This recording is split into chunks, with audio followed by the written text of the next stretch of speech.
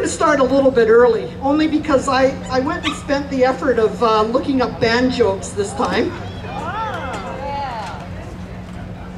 Anyways, my name is Gail. I'm the president of the Maple Ridge Concert Band. Some of you have been with us right from the beginning of July, watching us each Tuesday night. I thank you for coming out, and some new faces tonight as well. So I thank you for coming out and enjoying this wonderful evening. Hey Michelle, you should be up here. Michelle Mahusky's out there. Michelle! Hi guys! She goes, hi guys! Anyways, I'm going to tell a few jokes now that I've got it in my hand. So how do you make a bandstand? And it's to the audience as well as the band. How do you make a bandstand? Oh, they know it. You take their chairs away. That was a good one, wasn't it? I know, I thought that one was really funny. Yeah. Oh boy.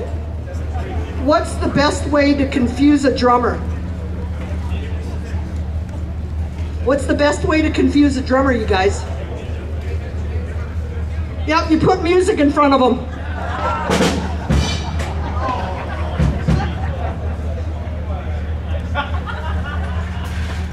Sorry, Bill, this is another drummer joke. What do you call a drummer who's so bad that he broke one of his drumsticks? What do you call him?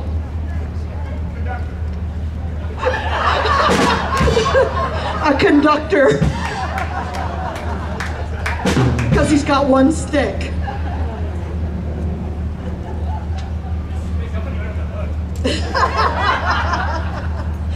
What's the difference between a saxophone and an onion? Oh, look at all the saxes are up. Oh, they're on me now. What's the difference between a saxophone and an onion? Nobody cries when you chop up a saxophone.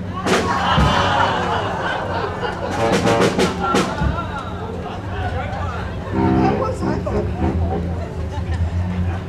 Hey, trumpets. What's the range on a trumpet?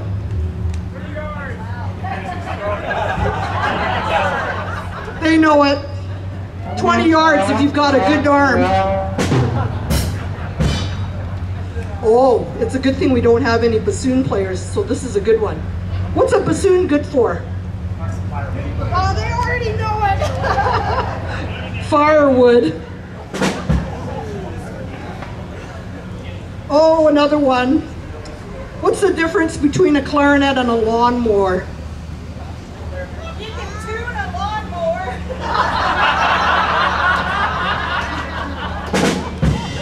Did you folks hear that one? You could tune a lawnmower. Sorry, clarinets. That's true.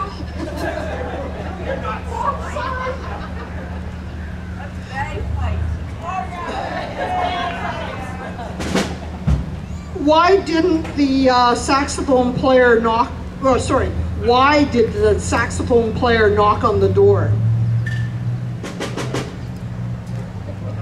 Because they couldn't find the key and don't know when to come in.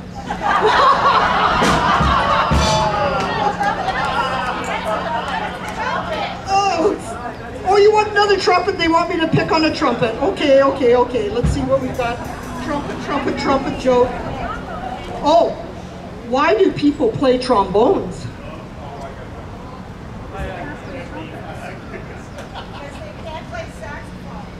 Well, you're close. You're close when you say that. People play trombones because they can't move their fingers and read music at the same time.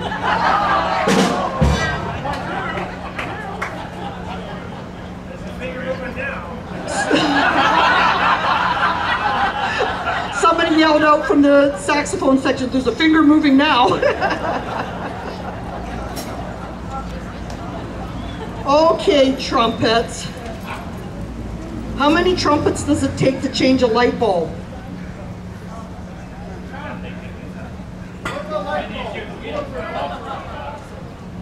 How many trumpet players does it take to change a light bulb? 5. 1 to put in the light bulb and 4 others to tell them how much better that they could have done it. Anyways, that's it. I got 2 pages worth.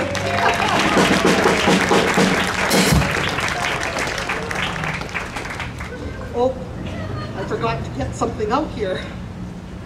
Not a joke.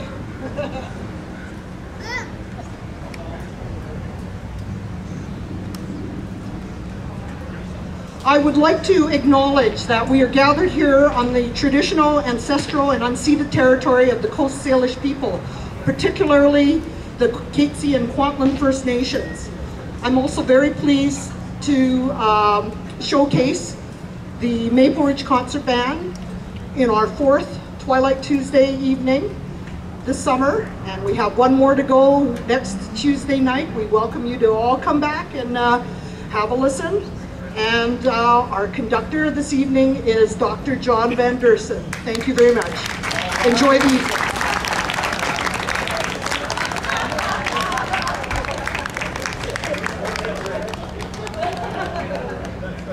Take the chairs away. Thank you.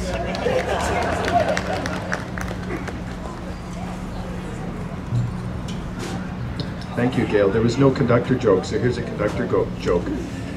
What do you say to a conductor wearing a suit?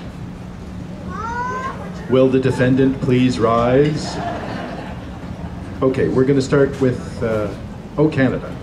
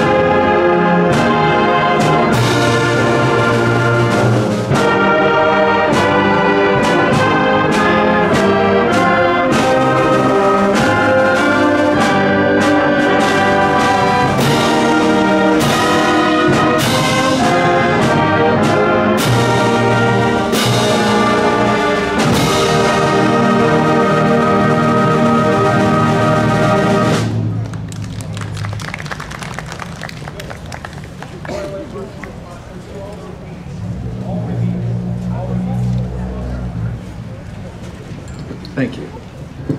Along with that stirring rendition of O Canada, we'd like to start with, I usually like to start with something to do with our historical roots here. And so we're going to start with something called the Royal Air Force March Past. This piece was composed in the in between the First and Second World War, when in Britain they had 2 Air Force forces. One was the Navy Air Force and one was the regular Air Force, and then they combined the 2 to make them both into the Royal Air Force, and that was the arm of the services that served with such distinction in World War II. And due to the combination of those 2 arms of the service coming together, this wonderful piece of music was composed, and here it is, the Royal Air Force March Past.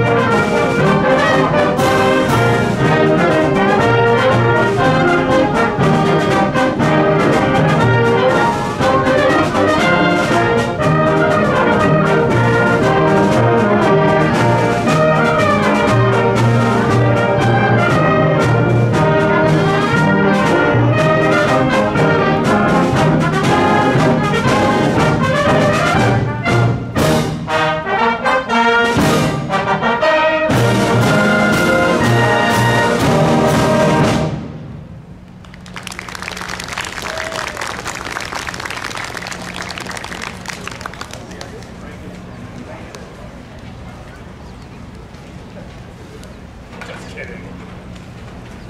Thank you. Next, we're going to do a medley of Canadian folk songs. So we're moving from England across the pond, as they say, to Newfoundland, Quebec, and Ontario, and this wonderful arrangement of folk songs. So this was done by the great American composer and arranger James Curnow, and it was, in fact, it was premiered in Vancouver in 1991 with the composer conducting. And it is band, you didn't know this before, I haven't said it, but it was dedicated, it was commissioned by Susan Jaffe in honor of her brother and sister-in-law Maury and Mary Baccoon.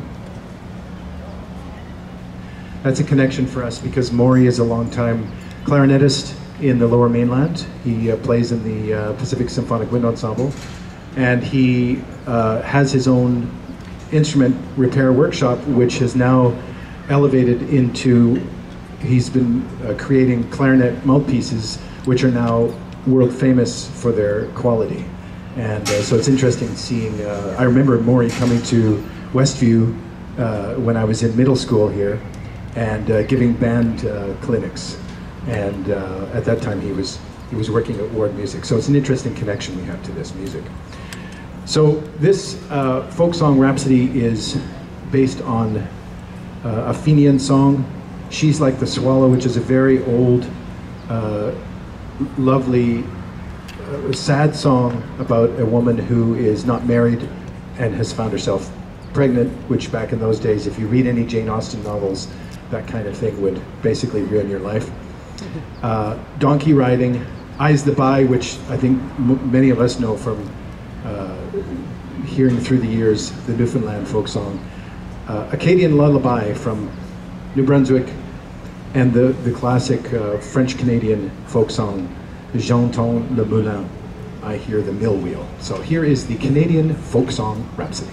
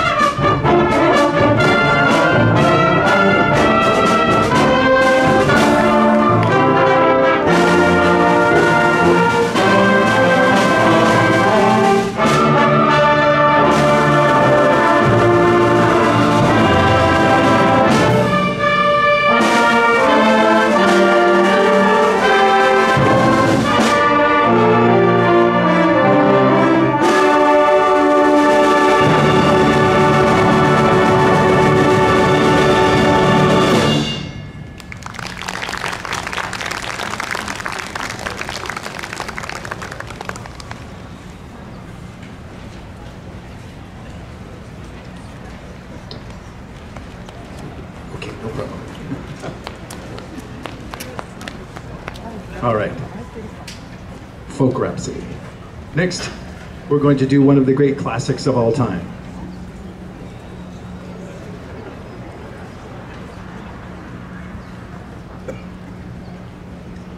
This is by Franz Schubert. He was writing in Vienna in the late 1800s, and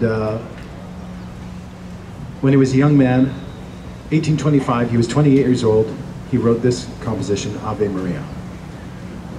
And Vienna at this time was at the peak of its intellectual and artistic, and it's an incredible time for Europe, it was just coming to the end of the Austro-Hungarian Empire, which basically ended with World War I. And a lot of, something I never understood before, but a lot of what we do today in North America, a lot of our culture in terms of marketing, in terms of engineering, in terms of just the entire economic system that we're using, on top of that, our psychological thinking, you know, in terms of Freud and that sort of thing. A lot of that came out of Vienna. Vienna was an incredibly free city at the time. It had incorporated a lot of immigration, and so it was a free, open city where a lot of creativity flourished. And of course, unfortunately, that all ended with World War I. So 1825, Schubert's 28 years old, and he writes Ave Maria, which it's one of the great art songs of all time. And it continues to be performed over and over. And you know, we say it too, we know this song from having heard it thousands of times, played it hundreds of times, and yet it's one of those pieces where you play it and when you're done, you just go, yep, still good after all these years. Now this is a wonderful arrangement, a wonderful setting of Ave Maria by Frank Ticheli, prepared for the wind ensemble. It's originally a vocal piece, and originally actually for voice and piano, but it's of course been set for orchestra and wind band and choirs and pianists and everything, you name it, except for just drummers. It's never been set for only drummers. Padum cha. So, this is a beautiful arrangement. I'm sure you'll like it as much as we love performing it. This is Ave Maria. Thank you.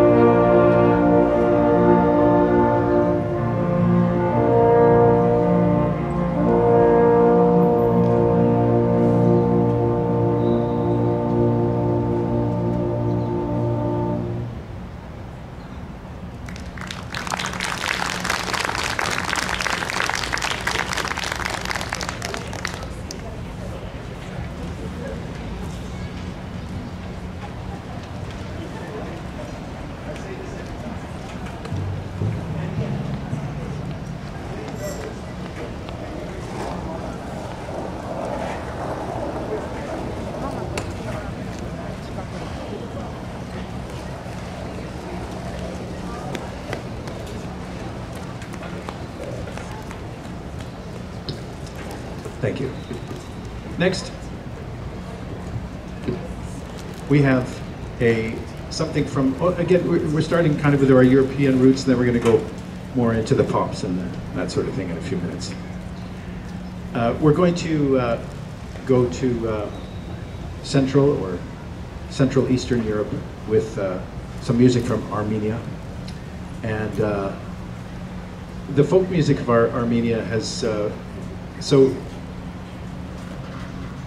in classical music, there was quite a collection of, quite a lot of composers who were collecting folk music and then creating larger works out of it. So Dvorak with his Ninth Symphony, Finlandia by Sibelius, the music of Aaron Copland, which he used, the Shaker Song.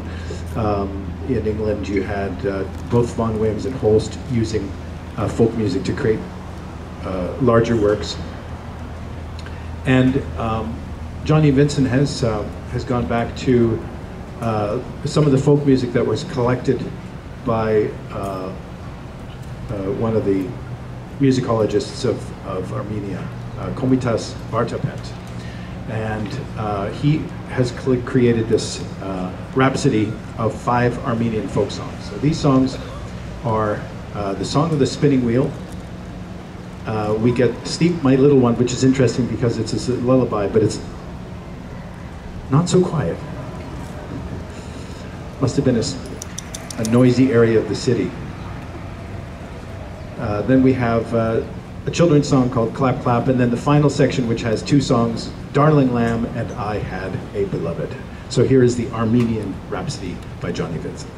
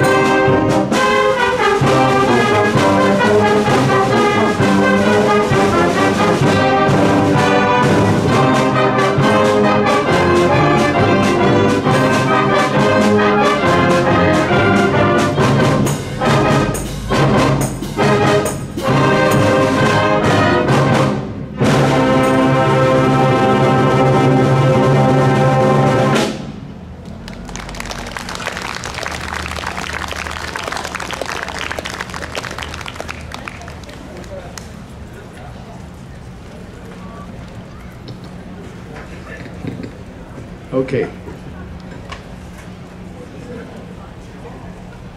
The next piece, I don't know if this is a transition piece or the beginning of the next section or the end of this section. You decide. I'll leave it up to you. It's a march by Henry Fillmore. So in the late 1800s, early 1900s, there were two wind bands just like this that traveled across the country.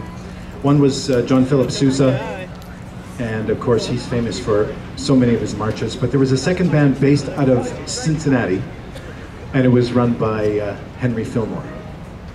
And he was known as, he was a good composer, great arranger, and a showman, but he really liked to do quite a bit of novelty in his programming. Not that this piece is novel, but it's just interesting how he was contrasting himself to John Philip Sousa. So this band really was famous in the 1930s and did a lot of radio broadcasting. Was one of the great bands. So Henry Fillmore wrote not as many marches as John Philip Sousa, but this is one of his famous ones. So this is called His Honor.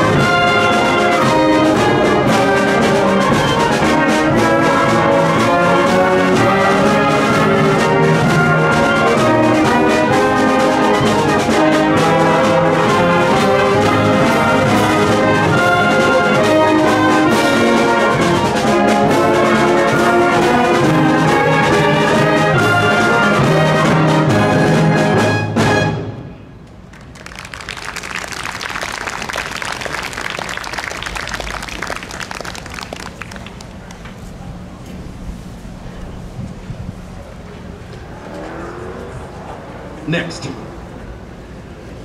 Your job, ladies and gentlemen, is to name these tunes. I'm going to give you a list. Get your pencils. I know you all came to this concert. You brought your pencils. Oh, I see one pencil. Nice work. Sorry. Fast forward 35 years. Get out your mobile phones. Write these down. Stars and Stripes Forever by Sousa. The Toreador Song from Carmen.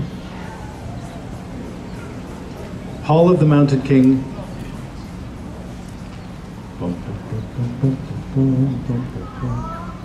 Simple Gifts.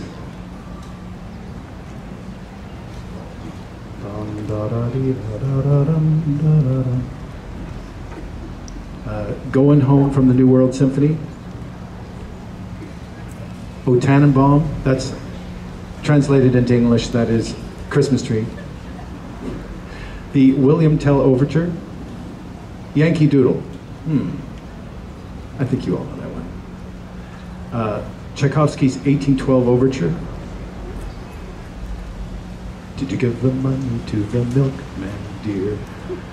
The Anvil Chorus from Verdi, which is, maybe that's less familiar. Bom, bom, bom, bom, bom, bom, bom, bom, bom, bom. Old MacDonald, I'm pretty sure you know that one. Row, row, row your boat, probably know that one. And the Can-Can from Offenbach's opera, Orpheus in the Underworld. How many of those songs, just by listing it that way, how many do you think you could recognize? Like, just put up your hands now. How many of those, well, oh, wait, that doesn't make any sense. Sorry, I'm confusing you. How many of you think you know most of those, like maybe 90% of those melodies? Yeah, pretty much, right? Okay, good. Because that means you're going to have no problem finding those melodies inside this piece we are now about to play. So this piece is based on the Can-Can, but then it's got a kind of humorous name, which is Can You Name These Tunes? All of those tunes are buried inside. See how many you can catch. Here we go.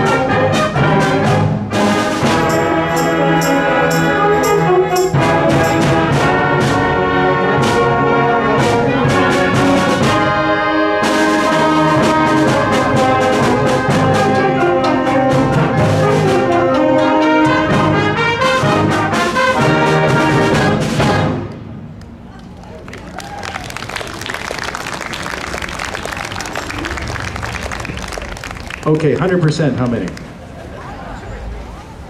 90%. 80%. 70%. 60%.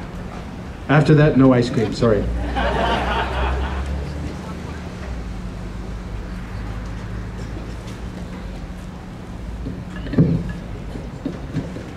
Okay, next we're going to do some music from television. The golden age of television. Back in the days when there were 3 networks, or something like that. And you could just watch what was on. So I remember every Sunday night it was Wonderful World of Disney, and then Ed Sullivan Show. And what? Bonanza. Bonanza, yeah, yeah. And then later when I was in, that was when I was in elementary school. Later then it was, for me it was the Brady Bunch, you know, that sort of stuff. MASH was really big. I was just looking at a series of interviews on YouTube with some of the actors from MASH, Alan Alda and Laura Sweat, and it's amazing. That show ran for 12 years, and it actually went on 3 times longer than the war that it was representing, so kind of interesting, but a great show. One of the great and most successful television shows of all time. So we're going to do songs from these comedy classics. I'm just going to play it. We're just going to play it. Then you tell me what you heard. So we're going to score you again on this one. So comedy classics. Enjoy it.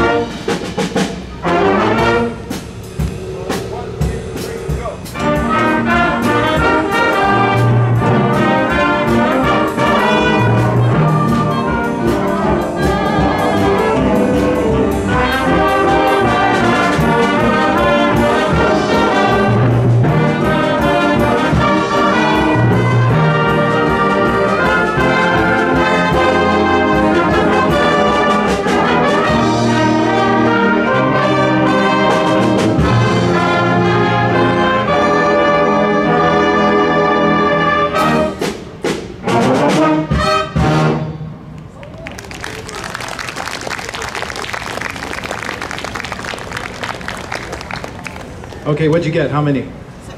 Okay, give me some names here. Bewitched. Bewitched, yes. Adam's Family. Adam's Family, yes. Happy Days, yes. Beverly Hillbillies, yes.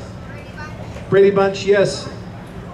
The only one missing is the last one, the Latin one. Da da dee da da da da da. Lesser, I know it's lesser known in Canada. I Love Lucy. Yeah. With Desi Arnaz Jr.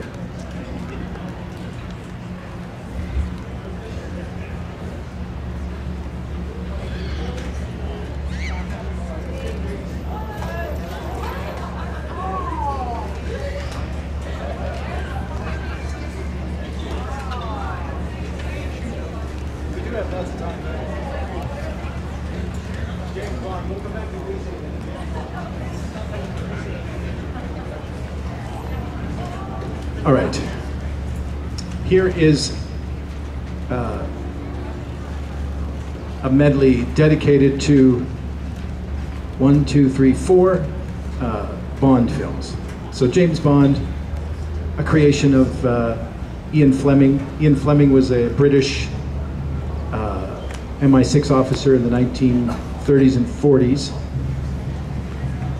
He wasn't a real spy, he was more like a spy administrator. One day he was running a double agent named Oleg, who was from Yugoslavia, and he was actually he was pretending that he was working for the Nazis, but he was actually a double agent working for MI6. And his job was to give $46,000 to a mark at a casino in Monte Carlo. And Ian Fleming's job was to make sure that the money didn't disappear somewhere along the way. So picture that, they're at the casino, Ian Fleming is in the crowd, nervously watching Oleg, who has $46,000 in an envelope in his pocket. Oleg sits down at the table with the roulette wheel, and Fleming doesn't actually know what's going on, but observing it. This is all true. This is written in a book by Oleg. It's incredible. He survived the war. He wrote a great book about his experiences. Fleming watched him have some interaction with some gentleman sitting next to him at the table, and Oleg suddenly pulls out the $46,000, bam, onto the table. That's my bet. Right at this point, Ian Fleming is having a heart attack. Because at that time, you could think what $46,000 was, the value of $46,000 then is probably like 1.5 million nowadays. So what happened was Oleg got very angry with the gentleman next to him who was acting in a very egotistical manner. He decided to put him in his place. So he was going to make a bet that he knew that the gentleman would not be able to match. But the only problem is if that bet went ahead, then Oleg would have to stay with the results of that, right? So it was quite a dare. And as it turned out, the man backed down, and then Oleg was able to take the money back. Okay, I'm not going to run that bet after all. Ian Fleming sort of went, okay. So a few years later, Ian Fleming retired from the service. He's now living in Jamaica and starts writing stories about this master spy named James Bond. And that scene from the casino was really one of his inspiring thoughts about, you know, this incredible super spy that could do things. And if you think back to the earliest movies with Sean Connery, there is that couple of those casino sequences in those movies, completely directly taken from real life. Okay, we're going to do this Best of James Bond, which figures the James Bond theme, which of course we'll all recognize it, composed by John Barry. Although at the time he was not in the Union, so he couldn't actually be listed on the film. So when you look at the film, it lists another composer named Monty Lane, but it actually was written by John Barry, who later we know from Dances with Wolves and other movies from the 1990s. The James Bond theme, then we have Goldfinger, Skyfall, and of course the Paul McCartney classic, Live and Let Die.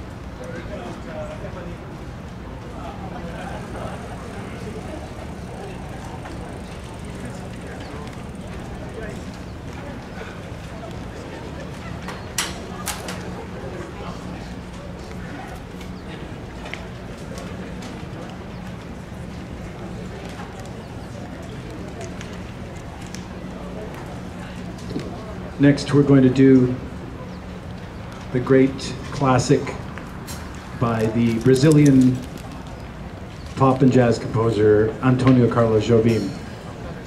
He wrote this because he was sitting at a pub or like a bar along the beach in Brazil, Ipanema, and saw a lovely young lady walking by and wrote this wonderful, now classic jazz song, The Girl from Ipanema.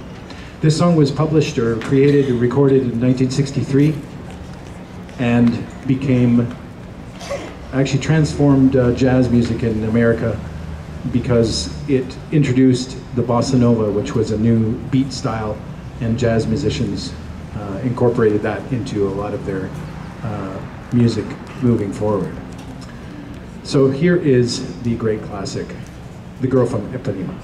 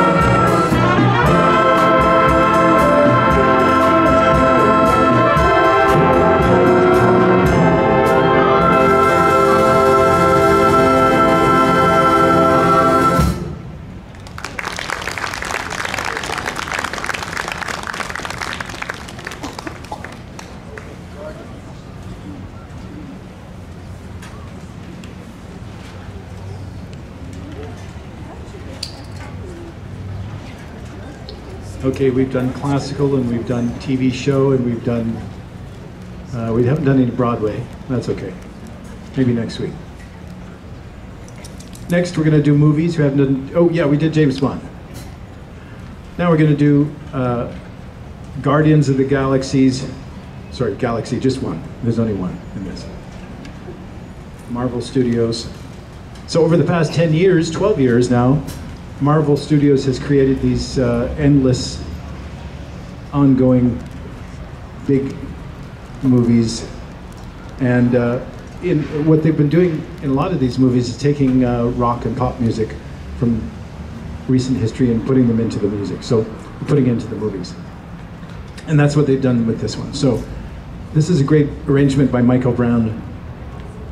And you're going to hear the original fanfare from the movie, but also Hooked on a Feeling, Come and Get Your Love, Groot Cocoon, Cherry Bomb, and Ain't No Mountain High Enough. So here's the soundtrack highlights from the Guardians of the Galaxy.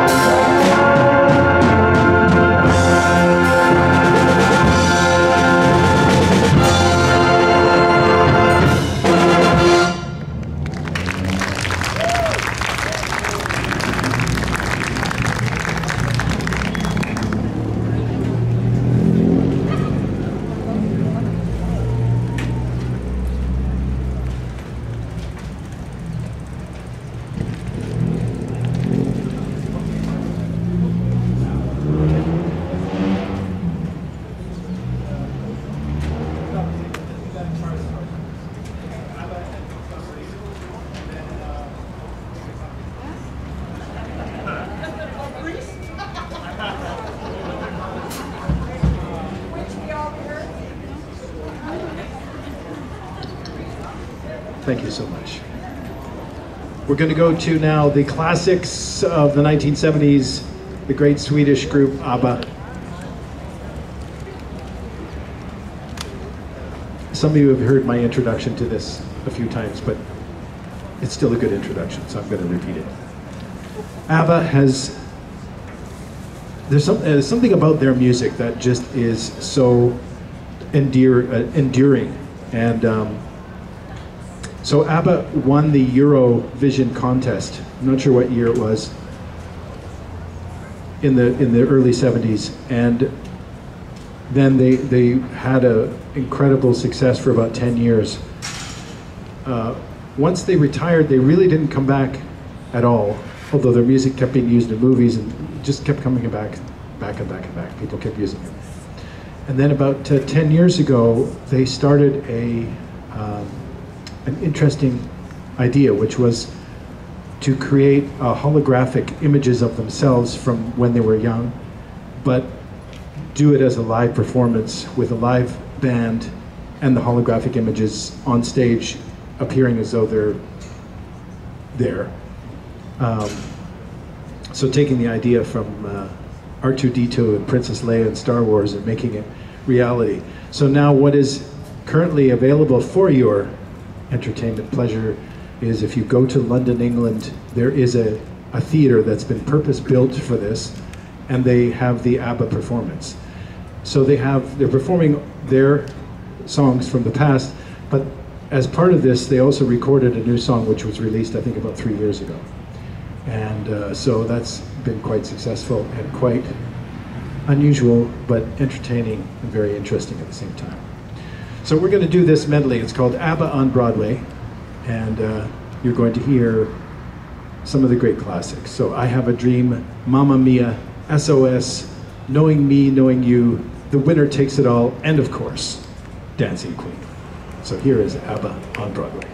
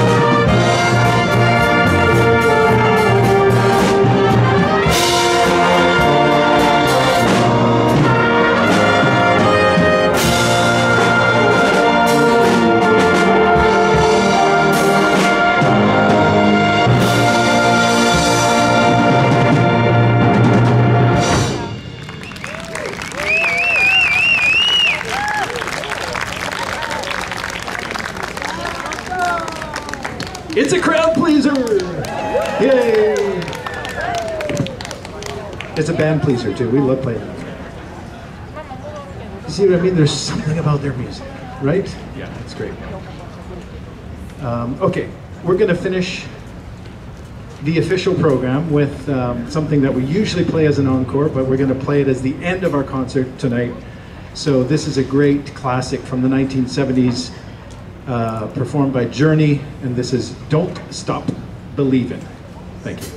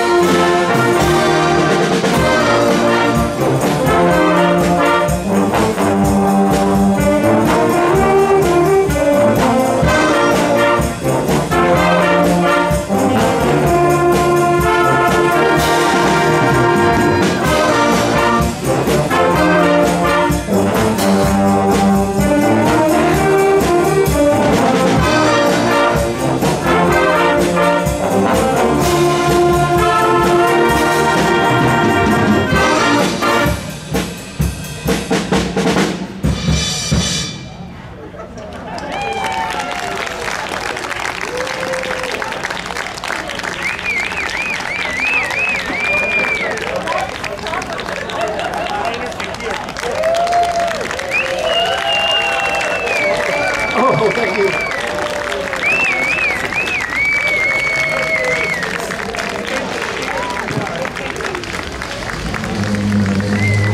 I didn't hear the magic words, but we're going to do it anyway. Yes, we're going to sit back down again.